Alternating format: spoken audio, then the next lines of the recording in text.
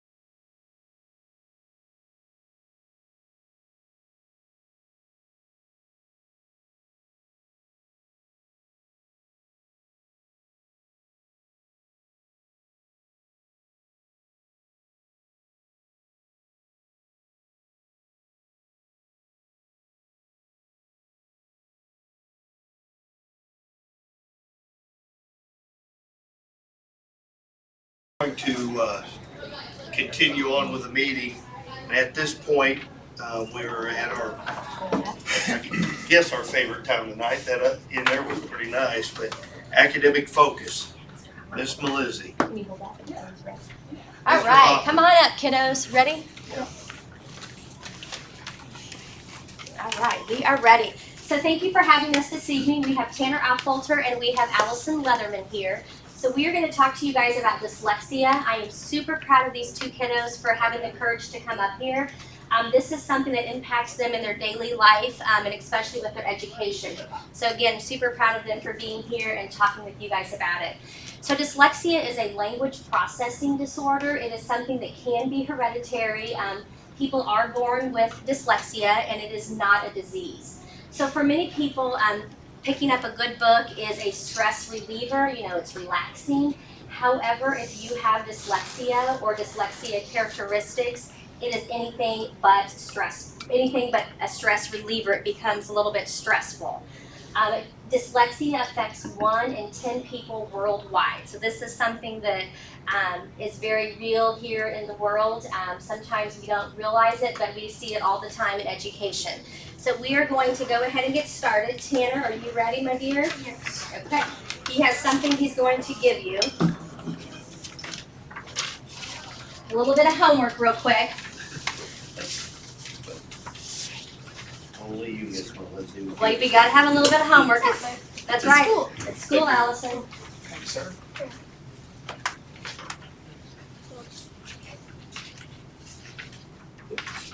All right, you ready?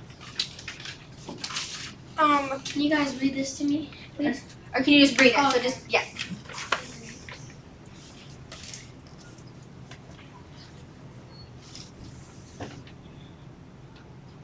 Looks like Mr. McLaughlin might need his glasses. I just need longer arms.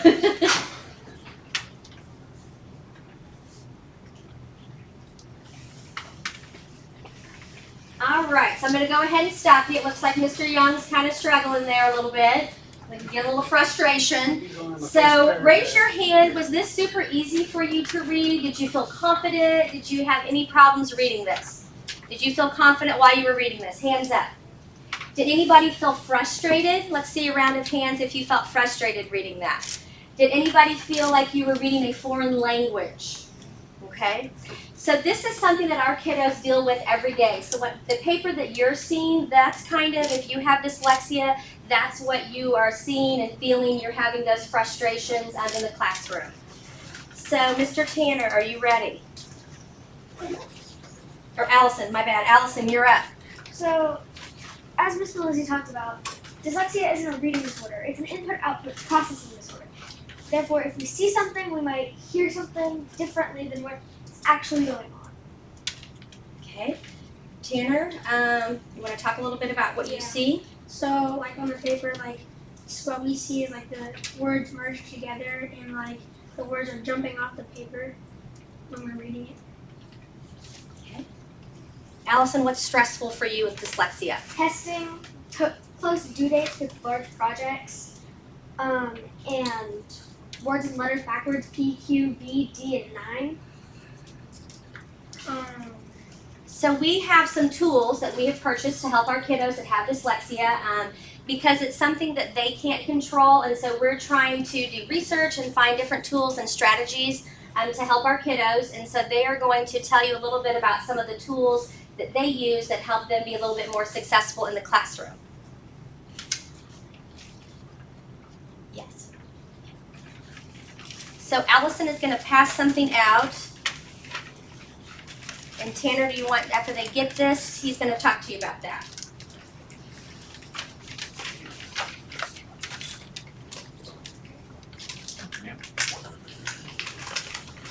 Thank you.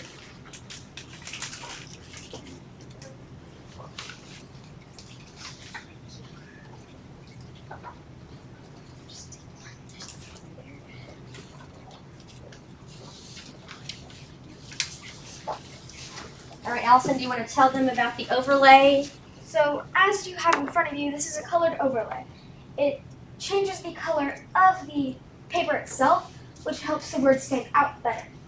which is easier, therefore making it easier for us to read. So for you guys, if you don't have dyslexia, this looks like a pink, like for Miss Dr. Fagan, a pink piece of paper. But if you do have dyslexia, like Allison said, it's a tool that helps them see the paper a little bit differently. So it's a tool for them. We have reading highlighter tools. So Tanner has another tool that our kiddos are using that's another aid to help them in the classroom. And this is a different color that helps depending on the individual student. You want to talk about the colors, Allison, a little bit? So the colors best depend on the student and their preference toward the color. So for me, blues, pinks, and yellows help the most. I don't know about Tanner. Is there a certain color that helps you better, Tanner? I like the blue. That's the most. You want to tell them about what you do with the highlighting? Yeah, so it's basically like the big piece, sheet of paper that Allison passed on to you guys. It's just like a shorter thing, and we like to read fast, and so it just reads one sentence. Okay. You want to talk about the reading pen? So You want to kind of walk around and we show have them? this like reading pen. It helps us. It like reads us stuff on the paper. Yeah, it has a paper over there. So you just scan it on your piece of paper, and it like has a flashlight, and it scans it, and it reads it to you. So if they have a long passage, it can get really frustrating, and so they just take it and they just scan it on the words, on the sentences, and then it will read it back to them so they can hear it auditorily. So do you guys like the reading pens? We've had these for a week, maybe 2 weeks. This is a new tool that they've had. Okay. So this is Tanner's computer. I have this on mine as well. It changes the font to where it's weighted in different areas for us to be able to read it easier. So we can put a dyslexia font, the technology department can put a font on there. So as you guys are seeing that, it looks like for me, it looks very different and it's hard to read. But for our kiddos with dyslexia, it makes the computer look a lot easier for them to read.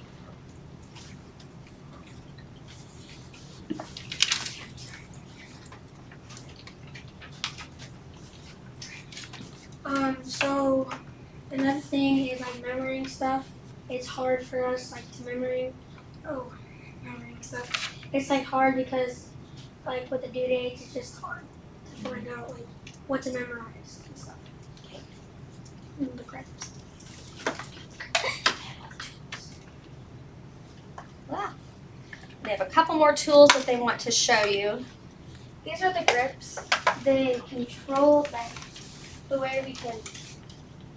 It makes it easier for us to hold the pencil to where we have to slow down as we hold the pencil and write.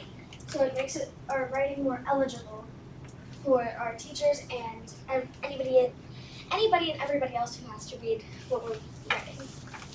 Is dysgraphia directly associated with this? It can, it's Yes. one component. Okay. Yes. Yeah. Interesting. So that's a good. All right, that is all we have to share for you guys. So any questions or anything for our experts here? So, when you all got kind of diagnosed with this, did we catch it early with So- these guys? So it can happen 2 different ways. So sometimes students come to us and parents have already taken them to get an outside diagnosis for dyslexia. And then we try to use some different tools, resources, accommodations, and modifications to help them be more successful in the classroom. Sometimes we either have parents or teachers that say we think we have our student might have dyslexia because they're seeing B's and D's backwards, P's and Q's backwards. Reading is hard for them, and so then we do a screener here at the school. So as the school, we don't diagnose it. We do a screener that just shows that yes, your student may have some characteristics. And so then we work on those, and then we do have students that have a 504 plan. If they choose to do that, so they have a formal plan for modifications and accommodations that go to all the teachers.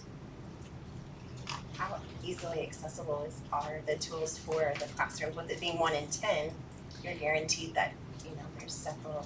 So if we know they have dyslexia, we offer all the tools to the students. So they have their own tools. We just brought some extras with them. The pens are a little pricey. Do we want to share how much they are? $200 whole dollars.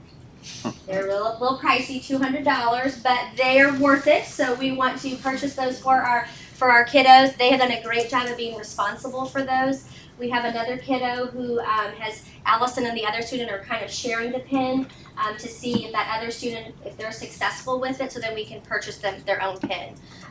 So do we only have one of those pens? We have two. They each have their own. Okay. Yeah. You guys both have one? Yeah. Okay. We've got to supply the tools for them to be successful. Those pens work really well? Do you like them? Yeah. So the pen will read, like when you have the pen, it will read on the little screen what is being said, but then it also reads it aloud. There's different languages, so we see Japanese on one of them. So we're still kind of learning with them. The kids have done a great job at home practicing with them. I think their favorite tool is what? What's your favorite thing that helps you the most? My favorite one is the pen. I like it the most because it just reads it to you and it just reads it to you. The pens and the grips, because my teachers are definitely trying to struggle when I don't use the grip with how fast and horrid my handwriting is. And then you guys, they had told me that the computer with the font on it is the most helpful. Or one of the things they had shared with me. They like having that font Right. on there. Awesome. Well, So, Go ahead. if a family feels like their child is struggling in the department, what's the steps So they you just would need have to, them? they would just email me and then I would reach out to, right now Glenda Weber at the upper elementary is our staff member who does screenings for the middle school. She brings a kiddo in and then she comes over and does a screener to see if they have any characteristics. And then if they have characteristics, then we kind of go from there and make a plan. Right.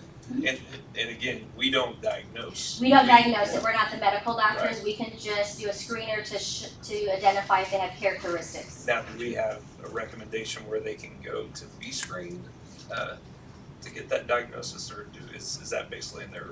Yeah, we don't do that, that's on them, their own kinda like anything with a insurance medical diagnosis, that's on Okay. them to find that. Is this something that's fairly consistent, or are there sometimes it has more of effect than other times, or is it? So like on your day-to-day, do you notice it? Like when you're, Yeah. Especially if you don't get enough rest, especially then my words will merge more than on a different day. Gotcha. Well, Tanner and Allison, I want to thank you for coming in. Sometimes it's really hard to come in and talk to people about issues that we're not as strong as other people are.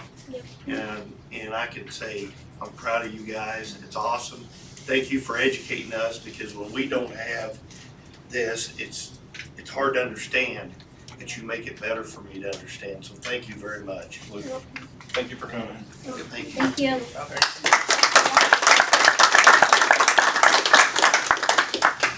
Give us our tools back. Thank you. That's did a great job. Thank you both. Thank you.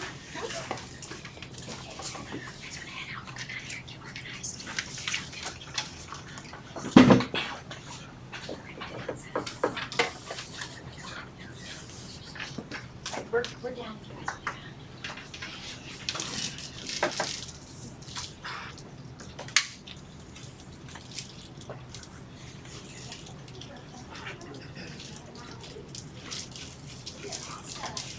Next up, we're here to recognize a staff member that made a difference. Yes, Mr. Randy Florence is here. He was the Making a Difference Award winner. I want to read a few things. Nominated by several peers, Coach Flo works very hard to support all the students. He is positive and encourages the students to do their best. He is patient and kind and always has time for students. He has a passion for students he works with during school and the student athletes he works with after school. Congratulations from myself, the board, administration. We do have a plaque here. We did recognize him last week as well in front of the staff. That was an opportunity to thank him again. But thank you. Thank you. For making a difference in everything that you do with our kids. Appreciate it. During school and after school too. All right. We do a lot. so. Thank you. Thank you. Randy, I want to say that personally, I can tell you, I had a girl that was underneath him that still adores you. So you did a great job. Thank you. Thank you very much.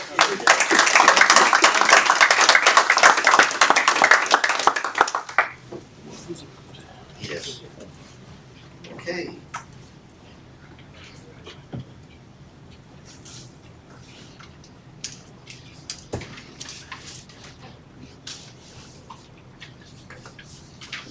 Superintendent's report. Yeah, a couple things. The administrative reports are in your packet for review. I want to point out that next week is American Education Week, and I want to thank all of our educators in the district for everything that they do with our kids every single day. They work really hard, and they're doing some great things with our kids. You just got to see a display of it right there. So I want to thank all of our staff members. I want to let the board know that board candidate filing information, the election is April 4th, 2023. Filing for the election starts on December 6th at 8 a.m. and concludes December 27th at 5 p.m. The district office will be open on the 27th from 1 to 5 p.m. Sign-ups will be in the district office from 8 to 4:30 on days school is in session during that time. The district office, I just said, would be open on the 27th. Just the basic requirements: have to be a U.S. citizen, 24 years of age, resident taxpayer of the district with no delinquent taxes, a resident of the state for at least 1 year preceding the election, not registered or required to register as a sex offender, and then completion of 18 and a half hours of board member training within the first year. Okay. That's what I got.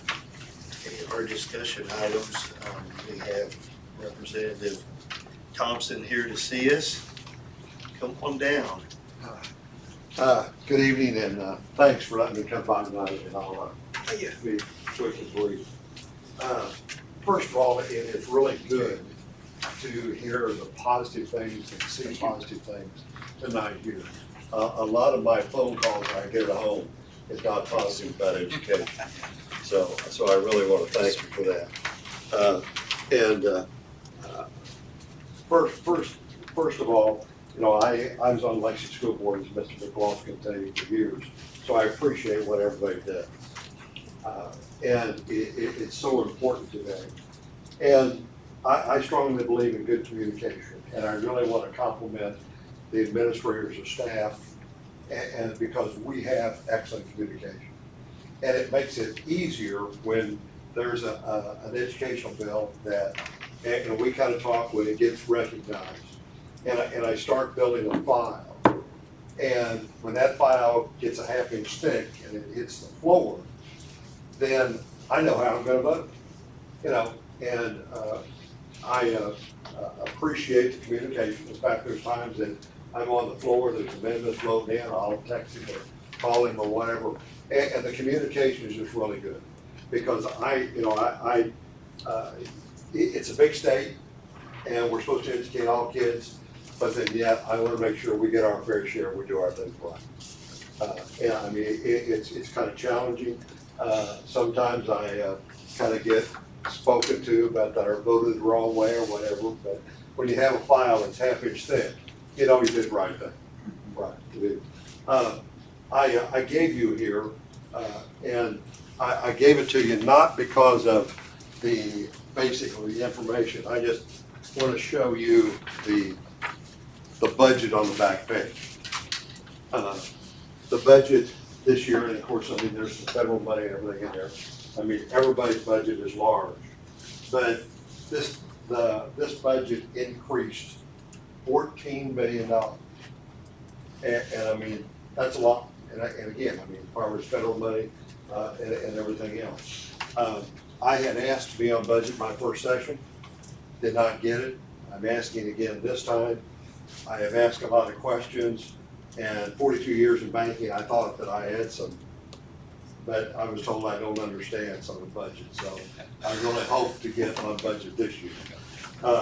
And, you know, it's, again, communication is very important. And I also want to thank them not only for the communication with the school, but I brought in a gentleman from MoDOT, and we attended this. And, you know, there's going to be some big changes here in Odessa with MoDOT. And I think everybody needs to know. I think that we need to be informed, you know, and go from there. And in that meeting, I mean, there was a lot of things, discussion on the road out here and things, and I thought it was very good. I mean, I really thought it was excellent. Also, today, I will tell you that some of the candidates, first thing they want to come down their mouth is, we need to change education. They don't know how they want to change it, just, we want to change education. And that's sad. You know, I will tell you that we did do a lot of positive things for education last year, but I don't think we did it the right way. Because, you know, I mean, we recognize teacher salaries, but when we mandate to you what you have to pay, and we don't give you the full 100%, that's wrong. That's my opinion. And I mean, we put a lot of boards and a lot of schools in some difficult situations to make. Right. And I mean, it's got challenges. You know, career ladders back and fully funded the transportation and go from there. As Mr. McLaughlin would tell you, that a politician will always tell you, or anybody will always say, you know, we want to fully fund the formula. But then they don't say, we're going to fully fund transportation, which is the cost too. And I mean, it's extra money and everything else, and we put everybody in an awkward situation. But, you know, and it was brought, like I said, brought back career ladder. I mean, a lot of positive things be done. And again, I mean, I am impressed tonight from the assembly to the presentation of the positive things in education that's happening here. I'll also tell you, and we have a meeting set up with all the superintendents of my district coming up, because my district has changed. And out of 6 school districts, I have 4 new superintendents. And I've met with them all. I've met with the boards of all of them, and we talked. And again, I mean, things are changing, and communication is so important. Also, there's going to be pressure down there for open enrollment. There's going to be pressure for school choice, and you know, I just think it's great that we can communicate because we can hear the other side. And like I said, it's just very, very important. Also, you know, in COVID touched everybody. And I really think that we have not seen the effects of COVID all the way along, particularly with kids in school. And I think it's going to be a challenge. There is a lot of programs out there that schools are starting, you know, for mental health, and I know that you all are doing a lot too. But again, I just want to say I was impressed, positive. You know, I want to thank everybody for the communication, and we're going to work together to do more. I would answer any questions anybody has. If not, I'll let you get on with your meeting. And again, I just want to say thanks. And I mean, I always listen to him, but sometimes when I come over here, he listens to me. And so we'll go from there. But again, anything, y'all got my cell phone number. He has it also. Just let me know and I'll help you. So. Thank you. And we do have good communication regularly. I appreciate you taking your time to come over here. No problem. I appreciate the opportunity to see this. So like I said, not all my phone calls are positive about education. Yeah, go ahead.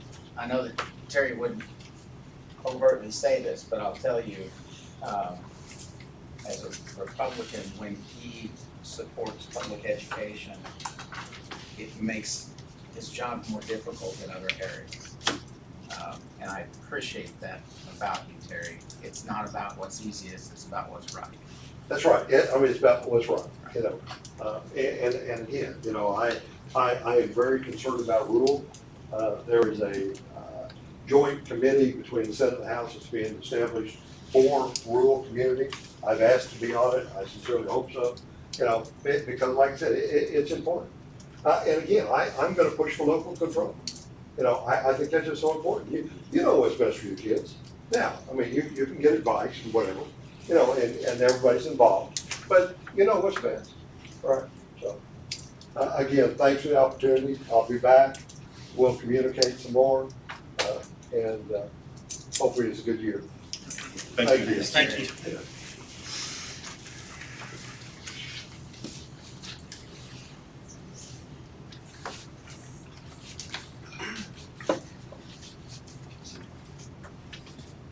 Okay.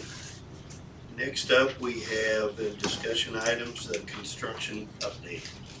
Okay, back Haas with it, Insight Design Studio. I'll give you an update on the roofing projects.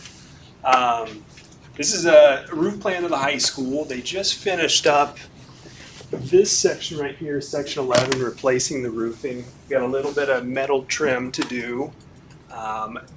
They started on 10 today, and they're working their way down through the red and out. Should take them about 6 days to replace the roofing in area 10. In that orange spot, they have a couple dumpsters staged on the west side of the school because they're tearing off the roofing, putting it in the dumpsters. They've got it temporarily fenced off, and they've got the road closed off. There's cones at both ends. They're storing some materials down to the southwest corner.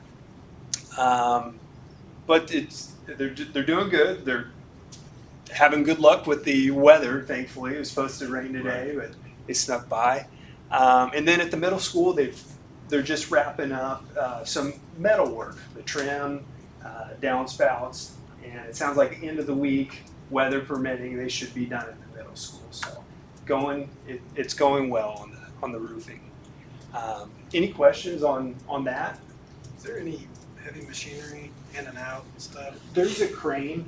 It's on wheels, and that's what they use to lift materials up. It's in the fenced area on the west side. They did say that they were going to drive it over to the middle school to lift up some of the sheet metal that they're using this week, but then bring it back. But that's about. Okay. I didn't know if there was much running around and So we've got, so the crane stays put during the day. There's a little bit of dumpster in and out, but we've got it blocked off. Dr. Davidson's worked with staff and students going out to the multi-others. They go a different direction. So the door at the back it's still available, but only for emergencies. It's closed during the day. So, You have a timeline on completing what roofing is like?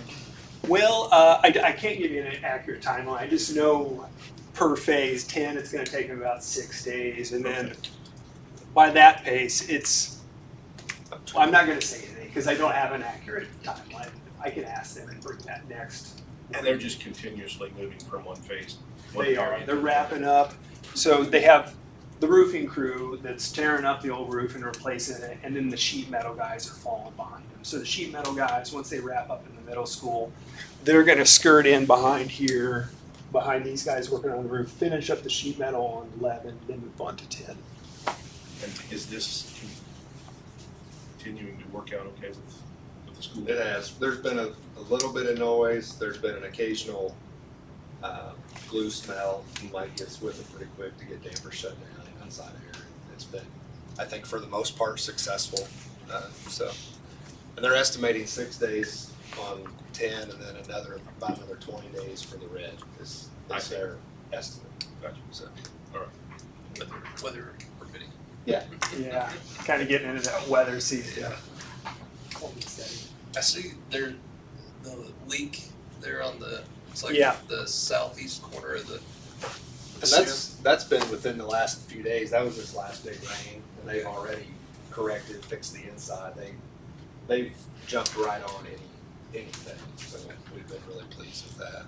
And they're going to fix they think there were some ceiling tiles that were damaged in the process. Yeah, it was actually right out here in the hallway. Yeah. The story behind that is they had some temporary roofing because they were working on it, and the wind blew it off. Yeah. So it's since been the final roofing's on it, so you won't have any of those moving forward. And then on the summer projects, the high school, the middle school, and the query. Since last board meeting, we selected Excel. We finalized their contract, got all the I's and T's crossed. So that is signed and ready for you to sign, and then they can get moving. And also with that project, we submitted plans to the city, and it took about 2 months, but we did hear back this week that it's fully reviewed and approved without any changes, so that's always good. So they, as soon as Excel has the contract back, they can go and pull a permit. Our next steps would be working with them just to kind of create a schedule, a working schedule of when they think they could start tackling things. A lot of it won't happen until next summer when students are gone, but there's a few things that they might be able to bite off, like the brick replacement at the middle school.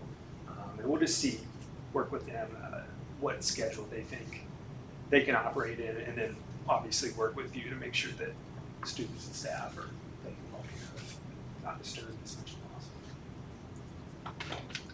And at the city, I guess that review, they're working with emergency response on how it's set up. They're all good with any of that. I guess when it comes to fire hydrants and any of that type of stuff. That's Yeah, needed. we had to submit a full plans, and that was a full code review. It's completely stamped and approved. And who's, as they finish up these areas on the growth, Roger, are you, there's an IDS walking through with punch list items, or who does that? You know, I'm gonna have to follow up then. I think it would be, we're contracted to do the. We'll be involved CA at the on very that. end, but in the meantime, Trimco's been on site several times a week to monitor Kerberg's Okay. work. So Trimco's been doing that, but then IDS and us will be involved, at the end of the road, for Okay. sure. Make sure somebody's representing us. Yeah, under control. Okay, anybody have anything else at this point? Okay, thank you. Thank you. Thank you. Thanks, Matt.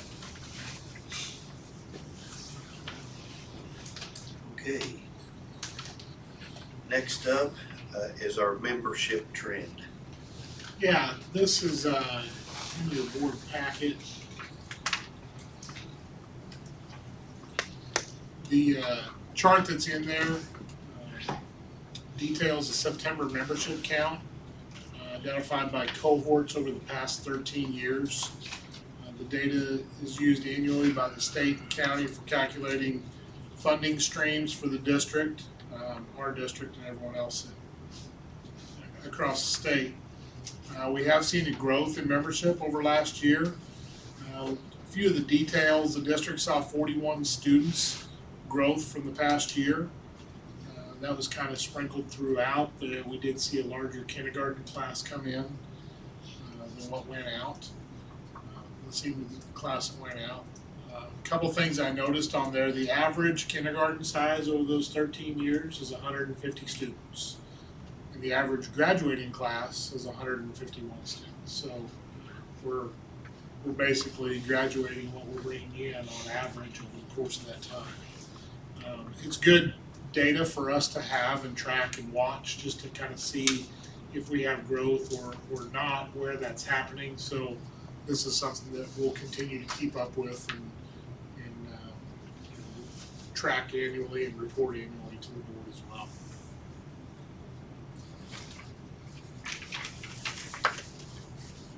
Okay, any questions?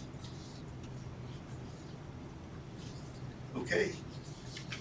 Next up is our new high school course proposals. Yeah, and I asked Dr. Davidson to be here if there were questions that might need answered that I don't know. The high school is offering several courses for consideration to be added to the high school course catalog. Not all classes would be offered every semester, but they would be worked into the schedule of offerings. This is basically for discussion right now and will be brought back next month for formal approval of the board.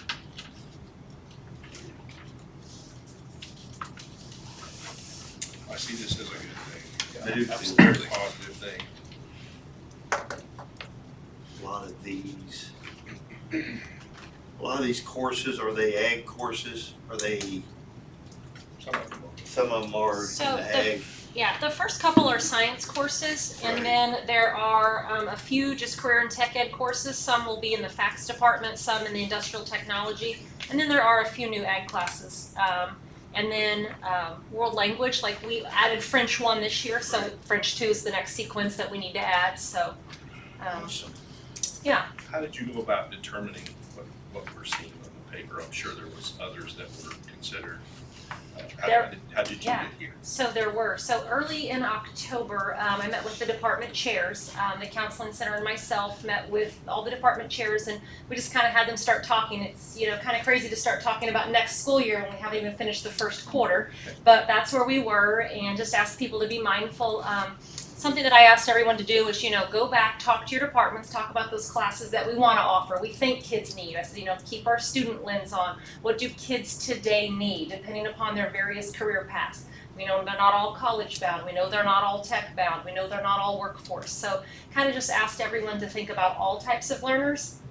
And then I also encouraged people to get on the websites of like the MRVC West schools. Get on Green Valley, they're not MRVC West, but get on Oak Grove, get on Green Valley, some of the bigger ones, Harrisonville, Lawrenceburg, see what other schools are offering. Doesn't mean it's great, but it's good things to just keep in mind when we're making these decisions. And so those were some of the considerations that I asked departments to do, and then they did bring back several that didn't make the cut, that's accurate. One thing that after, I received them all, Dr. McLean and I visited, and then we kind of talked about what was definitely a good fit, that we wanted to bring today. And that's where we are. There's a few other classes. For example, you mentioned the agriculture classes. So something we're wanting to do there is kind of get a few of the upper level classes on an even odd rotation. So these two on even years, these other two on odd years. So I didn't present the ones for the next year. I'll go ahead and save those until next year. Yeah. Sciences we're doing, so this year we started teaching all of our sophomores biology. In the past, that had been a junior level class. And so now that we've brought biology down into the sophomore level, this current school year we have sophomores and juniors all taking biology. So half the school's in bio. Next year that won't be the case. And so then after their sophomore year, they will have the opportunity to take chemistry or physics, if you have the right math classes for that, advanced biology, some dual credit offerings like dual credit ecology, anatomy and physiology. But then we thought we also needed some courses for not necessarily the upper track or the college-bound track, but some classes for some kiddos that might enter straight into the workforce or go into the technical field. And so that's kind of where environmental science and geology came into play. Again, we just kind of want to have a wide variety of offerings. One thing to note with any of these classes, their offerings, if they don't make or not enough kids sign up, if 4 kids sign up for a class, it's probably not going to make. Because, one thing to keep in mind, I had to tell teachers this, just because we offer it doesn't mean they'll take it, and it doesn't mean it fits in their schedule. Yeah. There may be 20 kids that sign up for geology, but maybe it only fits into 4 schedules or 5. So those are just game time decisions. Yeah. Yeah. The construction course, is that a true half day or is that a class period? No, it can either be, that should be a half to 1 credit. So Okay. construction technology, it's a class that Mr. Rafford let me know we used to offer, and then over the years kind of enrollment dwindled in it, so he phased it out and brought in some other classes that had more offering. But when you kind of look at like what kids are majoring in, like UCM has a huge construction technology program, and so he kind of thought, why not try it again? So we're going to throw it out there and see if kiddos are interested in that, because the gentleman that was just here, he's got a lot of people that probably have a construction technology major, or they majored in some sort of construction safety, that type of thing, project management. The reason I ask, in my experience, at a time when we were sending students to another district, and things weren't going well, they dwindled to 3 kids going to this other district specifically for construction. Did a lot of advanced work, a lot of surveying kids, and the very next year we made the application to offer a CTE course. We had 2 full sections, and I just from personal experience I know, and Sarah would kill me if she heard me say this, but when 20 or 18 to 20 kiddos want to go weld and we get 4 spots, it's, you know, it's kind of limiting. So I love the fact that you're exploring something like that. There have been a lot of, improvements and updates, and we have a lot of ideas on things to continue improving to keep those kids here and provide them all the opportunities that we can do here. We have a really nice, large facility out there, and we just want to keep providing classes that A, kids want, and B, we know there's a demand for those jobs in the future. Right. Staffing's not gonna be an issue with any of these No. at this point. No, and that's a good point. So in one of the considerations that, when we talk with staff, make sure that when we're offering classes, that we have people certified to teach them, because DESE has, regulations on just about everything, but one of those is who can teach what class and what certification you have. And so at the present time, yes, for example, a biology certification allows you to teach environmental science, and family and consumer science, that's one general thing, and that would allow for all those types of classes. So at the present time, yes, we have certification for all of these. That's a good question. Good deal. On the flip side of this, is there courses that we are no longer offering? That's a good question. Nothing comes to mind. We have not officially sat down with Mrs. Ray and Mrs. Whitaker to plan. It's called the Career and Educational Planning Guide, where all of these course descriptions are put out there. Everyone used to get the packets. Now it's all online. We haven't actually sat down and started that. This was kind of phase 1, seeing what else we're going to offer, and then tweaking what those descriptions look like. Nothing comes to mind right now that we're not going to offer. For example, the senior transition course, it's something, again, that we used to offer for all of our seniors that are in special education. Right now, a lot of them are taking an applied class, so it would really be just, they would go into a different class, not necessarily that we phase out the others. I'm trying to think, because we are wanting to offer several new ag classes. Mr. Collins only has, it's an 8-period day, one of those is Bulldog Block and one's his plan. So something that he is looking at doing, and again, it will be interest dependent, is changing the way Ag Science 2 looks. So a lot of schools have phased out Ag Science 2, and that you take Ag 1 as your prerequisite, and then after that you can really start specializing. I'm a plant science kid, and they go maybe the greenhouse floriculture route, landscaping, or maybe I'm a future welder, and so they take ag construction, ag mech, maybe small gas engines, or so getting those different tracks. And that would be the same in our family and consumer science, that eventually kiddos kind of get on those tracks. So we haven't that I'm aware of actually phased anything out, but we're just looking at, again, what are kids interested in? Right. What do they want? For those classes specifically, the ag classes, one thing that Mr. Collins did several weeks ago was he sent out an interest inventory, and so he surveyed every single kid in every class, and it was basically, if you can take one class next year, what would it be? And then he had the various categories, so we could see what their most, wanted course would be. And to be truthful, off the charts was the ag construction, ag mechanics type classes. And then he used that information to help him in creating his course offerings. And then he came back a second time and said, okay, now let's say you can take more than one thing. Where are your interests? Because someone may be ag mech and greenhouse. Obviously, when it had to vote for one, your vote's over here. But so, that information was used there. In science, it was really just a matter of, do we have kids for, the upper level kids? Do we have, middle of the road? Do we have kids that are maybe workforce ready tomorrow type kids? So that was kind of their lens that they looked through.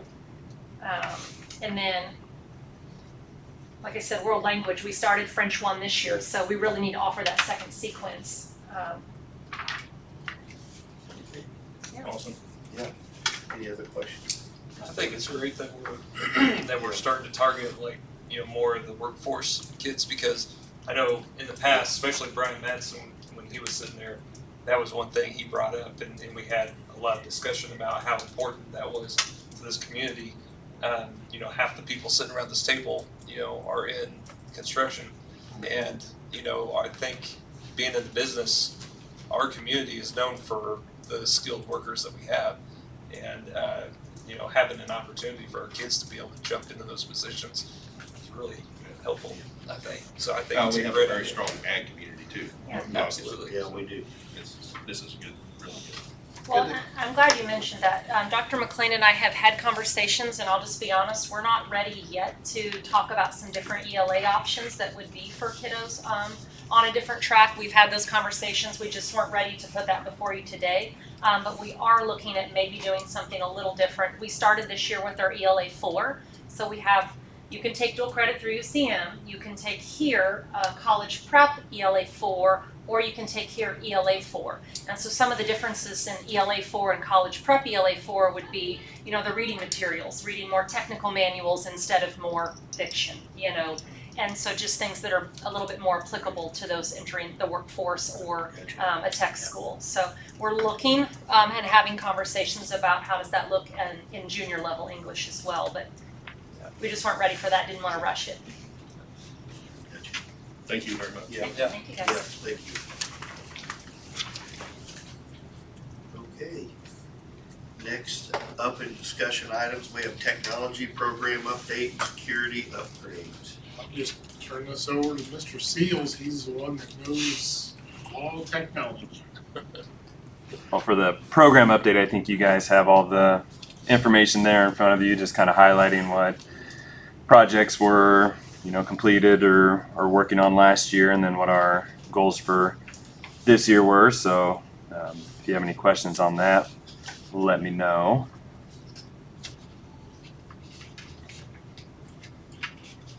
Thought it looked pretty good, and then still got a lot of, I guess, in the technology, it's ever changing, and so once we get something accomplished, there's always something else to start and tackle. So we've got a lot of goals for the upcoming year and into the future. So Can I ask a question? Yeah, sure. I know it's way down, recommendations, action goals, at the bottom of the document in our packet. Number 3 says rehire instructional technology specialist job as a certified position. Can you clarify? So last school year, we created and hired a new position that we've never had, an instructional technology specialist. And the job at that time was a classified position because we also needed help in the technology department because we lost our part-time gentleman who was working before. So we needed, you know, a person that could help us in the department, so hands-on, more of the hardware and stuff like that, but also holding the title of instructional technology specialist, someone that could teach the teachers how to use technology, because, you know, we can give them all the technology in the world, but if they don't know how to use it, it's kind of, you know, pointless. So we hired it as a classified 12-month contract, and unfortunately, we're coming off the crazy year before. That position definitely was started very heavy in the technology department, so it took a while to grab traction from the instructional side. It wasn't probably until the start of the second semester when she was able to, you know, finally get to the classrooms more and do the actual helping the teachers and that side of things.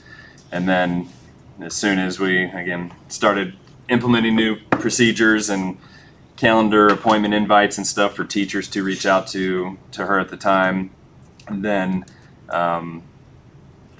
when she was in that position, she had an opportunity came up at the middle school, and we lost that position because she took a teaching position over there. But it was and not to her or anyone's fault. It was late in the season, and so at that point we weren't able to rehire for that position. So I know we've had some discussions internally, and I believe to make that position successful, it would need to be a certified position, and maybe dabbling less in the technology, because I think that's where we went wrong. They got too involved in installing computers and fixing projectors just because we didn't have the manpower at the time. So I feel like for that to be a successful position, that it would need to be kind of separated from the technology department, still integrated with, but more of a certified position. And so I'm hopeful that we can look at that and see what that looks like going forward, and hopefully be able to hire that for the next school year. Thank you. So, Which it is on my radar for this week. This is kind of in your lane, but different. different topic. Have we, do we have any update on the generators, that sort of thing? Yeah, I've been having weekly emails with the gentleman who's overseeing that, and the generators have been shipped to them. They have one holdup though right now, and it's the transfer switch for the one that would be operating on the back of the high school for the technology and server room. There's a back order on that particular component. So he's exploring some options to see if there's a different one available, or if he could possibly purchase it from another retail store so that we can get it. So he hasn't set a deadline, or he hasn't given me a specific ETA yet, but I feel like once the generators are here, we could definitely, I think they would be able to start on the central office one, because that one is not requiring that. I think it's a 3-phase transfer switch was what's required back here. So a little hold up on this one from a distribution standpoint, but yeah, so I'm in contact weekly and hope to have some good news for the next meeting. So Back order's kind of a bad word in this climate. yeah, exactly. Thank you. Yep. Any other questions? Now, you want to talk about the upgrades now? Yeah, so Security upgrades? wanted to just present some security upgrades. This is not fun or flashy by any means, but unfortunately, kind of in the world we live in, security and cybersecurity is a very big deal. And if we don't take some of these necessary steps, it could definitely, come back and get us. So I highlighted a few things that we're going to start working on to be implemented, in quarter one, I would say, of, 2023, but it's stuff that we can start working on now. And I'll just kind of highlight a few of the points there. So one of the big ones is we're going to be enabling MFA, which is multi-factor authentication for all faculty and staff. And a lot of this is going to be handed down to us from our insurance company. If we don't comply with these certain steps, we would not be insured for cybersecurity, and it's pretty crazy what that can cost, 6-7 figures. Too. What's that? Board members too. Yes. But so basically what that is, that's the technology, and I'm sure everyone's kind of using it now. If you bank online or insurance, where you have to have a code, text to you to confirm who you are. We will have something similar. We may have the option of text. We'll probably have an app on their cell phone. But basically, it's just that second layer, defense to prove that you are who you're trying to sign in as. There's no extra cost. I mean, we have all the, the tools, whether through Google or Google Suite and stuff that we have. So it's more of a training and implementation phase that we're going to have to go through to make that happen. But I just wanted to present that, get it out there on the radar, so all our district employees know that it's coming down the pipeline. So as password, complexity, the complex passwords and things are changing and evolving. So there's just going to be some changes and resistance. But I think it's for the better, and yeah, from a insurance standpoint, it's going to be required of us. So with that being said, one of the bigger issues that we're seeing is phishing, not the phishing we like to do on the weekends, but phishing with a PH, where people are impersonating, that they are someone within the district and asking, our central office or staff for, to change their banking information and stuff like that. We see it, every district sees it, but it's the best thing you can do is to train your people on what to look for in those scenarios, weird email addresses and just typos and stuff like that. So with all that being said, I want to see about making this purchase of this software called InfoSec IQ. And what it would do is they call it like a phishing campaign, where the district would send out phishing emails on our behalf and basically see who does what, what gets clicked, what gets opened, what information's entered.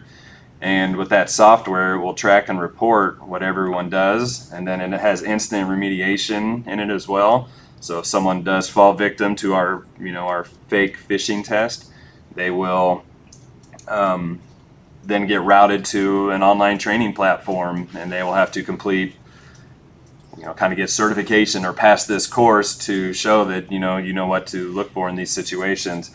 Because we'd much rather them fall victim to us than for all of our information to get distributed and lawsuits and anything that can happen from there. So it's a tool that I've talked with lots of districts in our area that are using it or are going to start implementing it. So I think it's, like I said, it's not fun, but I think with the proper training, we can definitely help prevent a big cyber attack in the future.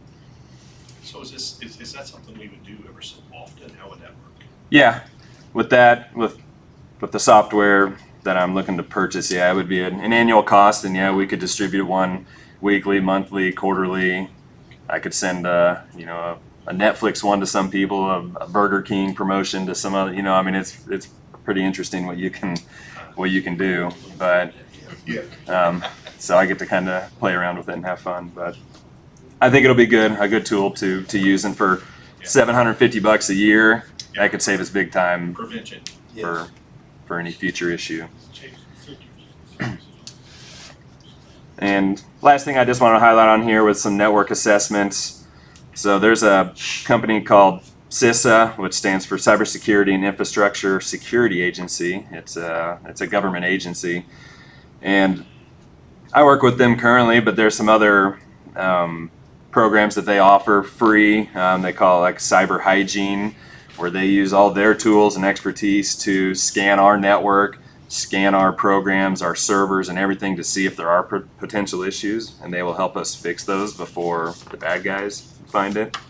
So that's a free one that I think we definitely need to take advantage of and work with them more. And then we also have a membership with MoreNet through the state of Missouri, and they offer an on-site visit. So the one that CISA does is more web-based, network-based type stuff. MoreNet has a service where they'll actually come on site and do some testing to see if our network is secure, our wireless networks are secure, our desktop computers are secure.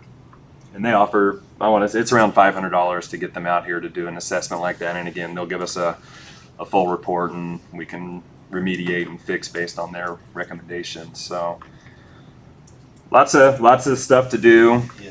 But I feel if we don't pursue these things, that we might have some issues. I agree, Logan. It's better to get ahead of this than get behind it. For sure. We may already be behind it, but I think it's good. There is an action item on this agenda for those two products that you just talked about. So. Okay, thank you. Up next, under discussions, is the high school trophy cases. Yeah, the detailed information is included in your packet for the proposed cases here at the high school.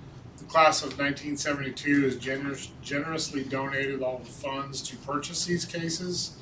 The cases are custom built from Missouri Vocational Enterprises. Once we order them, it'll take them 6 to 8 weeks to build them because they are custom. And then they'll bring them out and we'll put them in place. They basically go on the east side of the gymnasium from the furthest north doors down this way. Just something we'll do the install. We'll set them. They'll bring them in, and we'll put them up where we want them, and attach them to the wall. They need that. They're super heavy. Okay, any other questions? Okay, next up is our 2023-24 school year calendar. Yeah, so there's a couple calendars that are included in your packet. I'll kind of go through some details. Feedback from our calendar this year and from staff members is we really have not allowed enough professional development time for their own growth. And I won't disagree with that. We're fighting to find time, and we have one administrator sitting here and she's already shaking her head. So, just kind of a few highlights of the calendar. The first calendar is different than what we've done in the past. School would start on the 23rd of August and May 21st. Student school days are 160. The day length is 6 hours, 6.75 hours, which is about 10 minutes longer than what we are right now. Total school hours are 1,071. DESE requires 1,044. Staff member work days would be adjusted for the additional minutes in the day. Professional development days, full days, would include what we've done at the beginning of school for the last few years, which would be corresponding dates August 14th through the 27th. Then these would be full-length professional development days throughout the year: September 18th, September 25th, December 4th, January 2nd, January 29th, February 26th, and April 15th.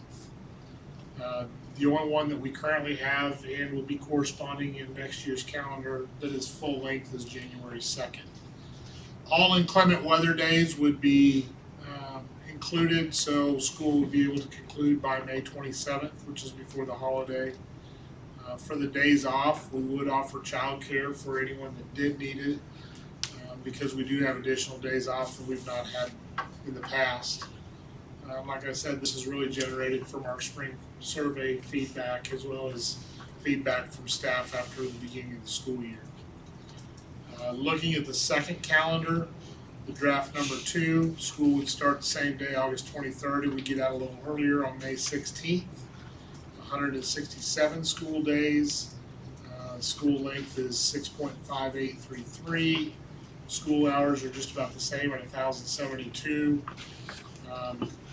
Full-length PD days, like I said, August 14th through the 22nd and January 2nd. May 17th, just because we would have that number of teacher-required days. Half-day professional days, which actually are only about 2 hours long. November 3rd, January 12th, February 16th. At this point in time, these are for board discussion. If I would like to move forward with a recommendation next month. We wanted to have an opportunity for discussion. Have you had feedback as far as the increase in time, the schedule? We did not, as far as the additional 10 minutes, no, we did not. But we included that as an opportunity to gain that time.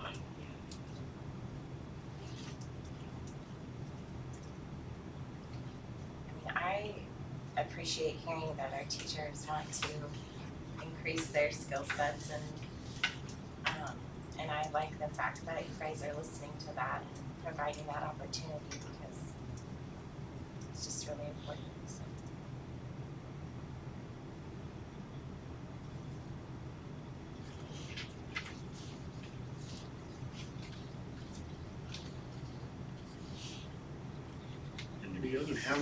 How many professional development days did we add from what we're doing now to what you're presenting us?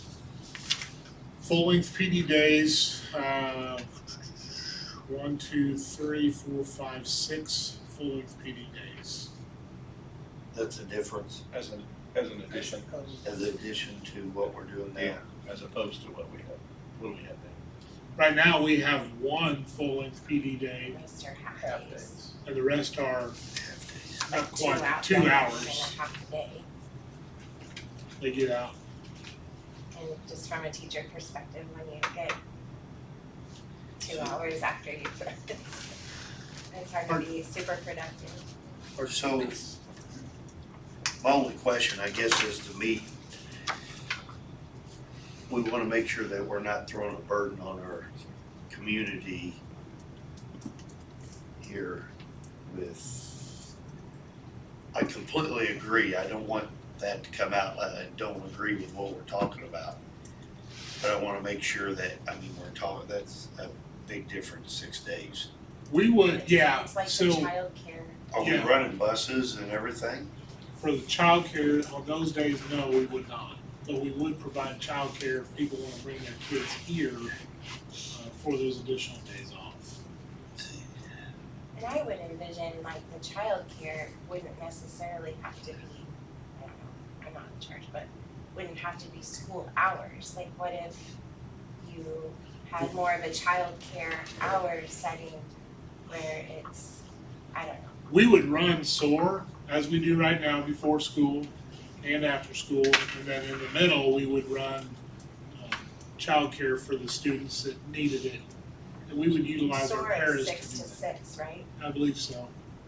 For, So you're referring to something that would align with people's work days? yes. Yeah, like if you had a parent that had, you know, maybe their kid has to get on the bus after they've gone to work, I mean, you would add the task of having to bring them too, but you would have, the time frame would allow them to do so.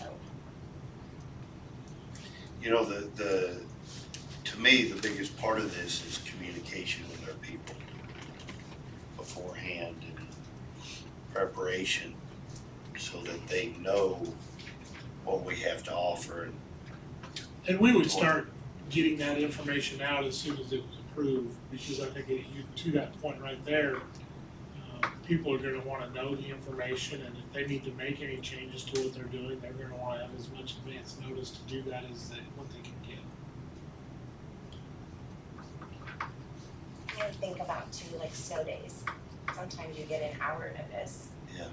You know, I think that it can be something that is worked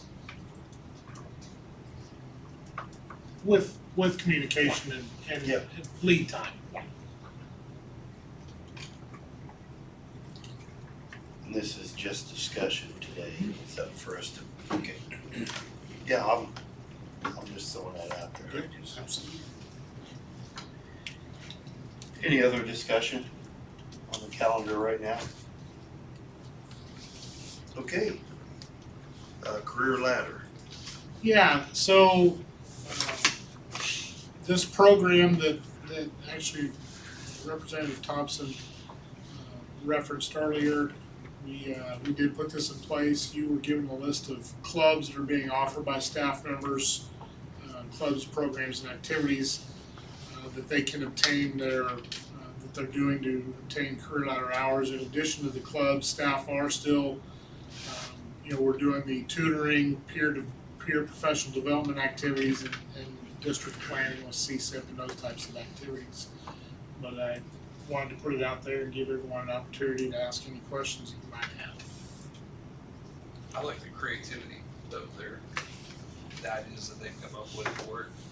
I think there's some good creativity. I think, last month I made the comment that, was it last month or the month before, whenever we approved it, let's put it out there, and then, moving forward, whatever changes that we identify, because nothing is perfect the first time, start making notes and, what are some of the things that will change if the money's there and the board decides to support this again, because I do think that there's some things that I would want to do differently.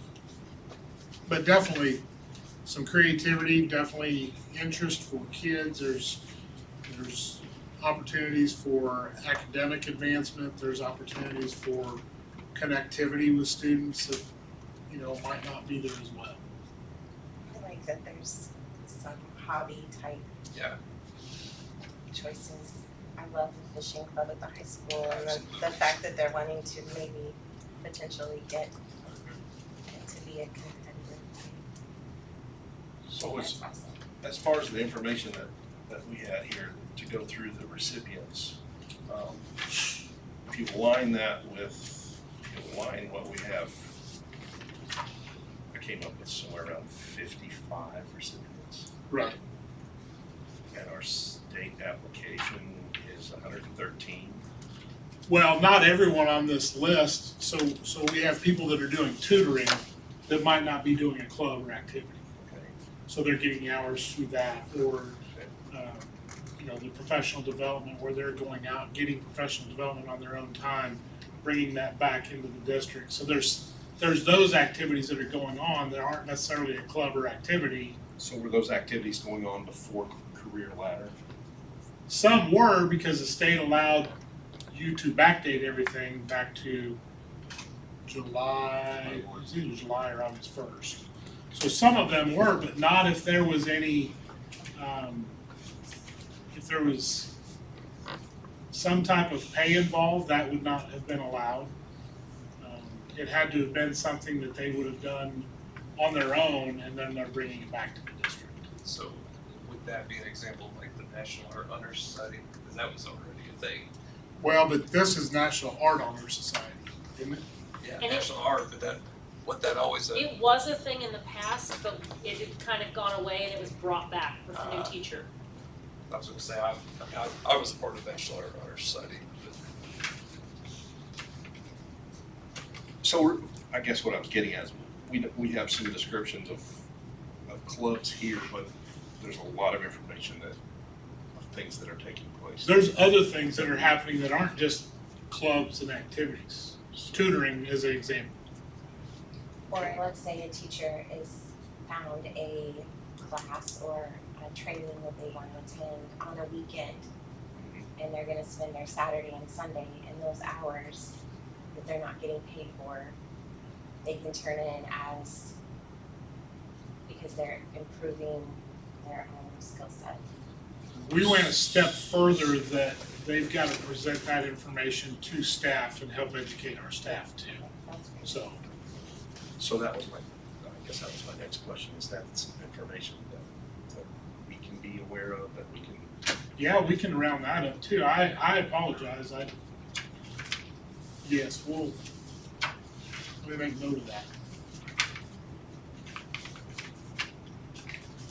I was just trying to put the numbers together, and then I put 55 together based on the information we were provided, and then put the state application at 113, so.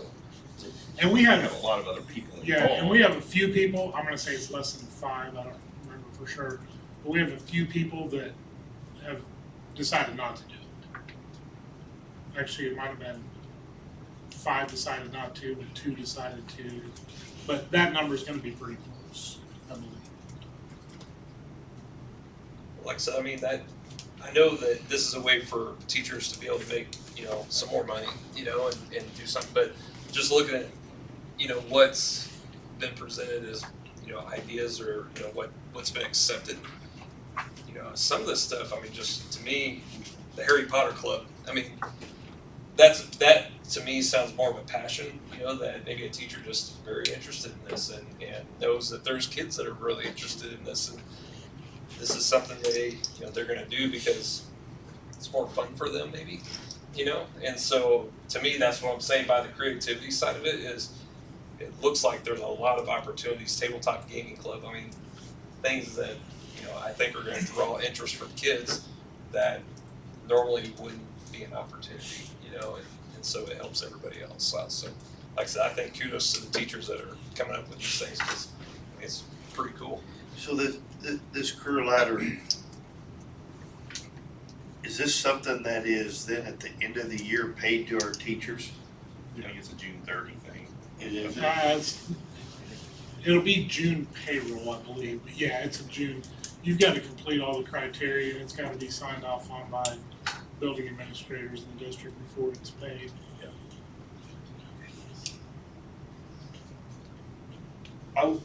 The only thing here, when you go through the number of recipients per clubs that we've been provided, I don't know, I don't have any information on the other ones outside of that, but it seems like we have a lot of funding being focused into small areas, if that makes sense.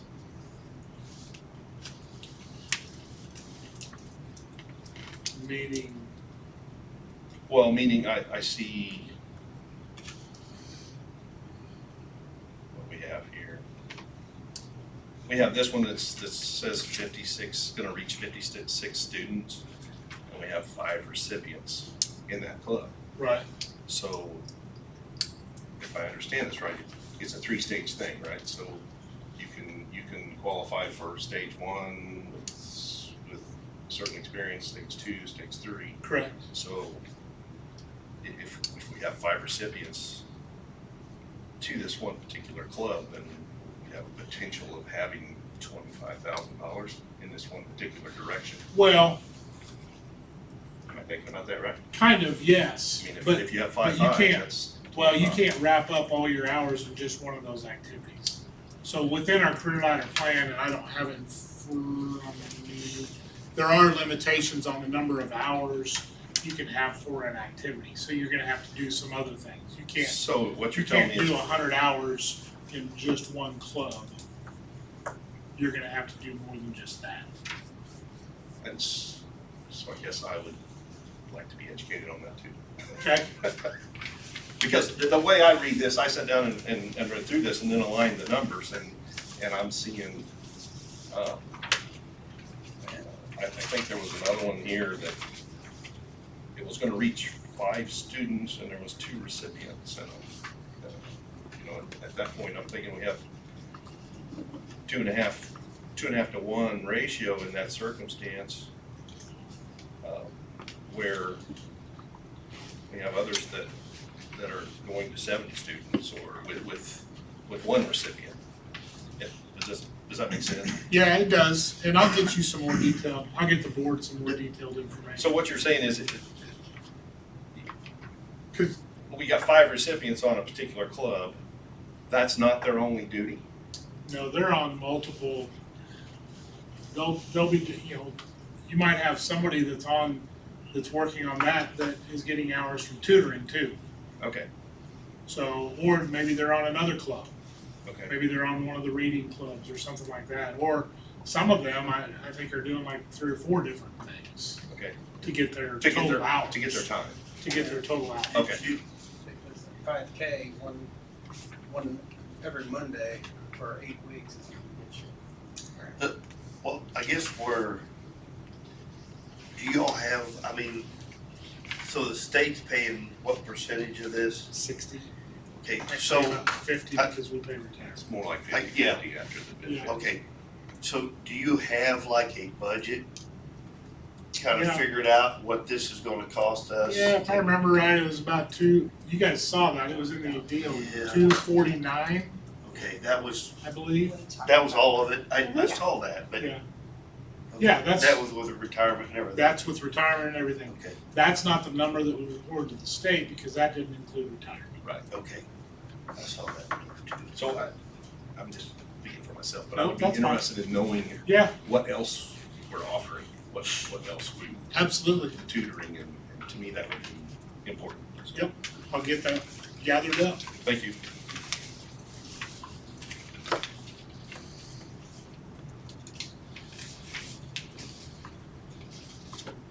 Okay, any other questions for Kerr Ladder at this point? Okay, next up is our action items. We'll step right into the security upgrades.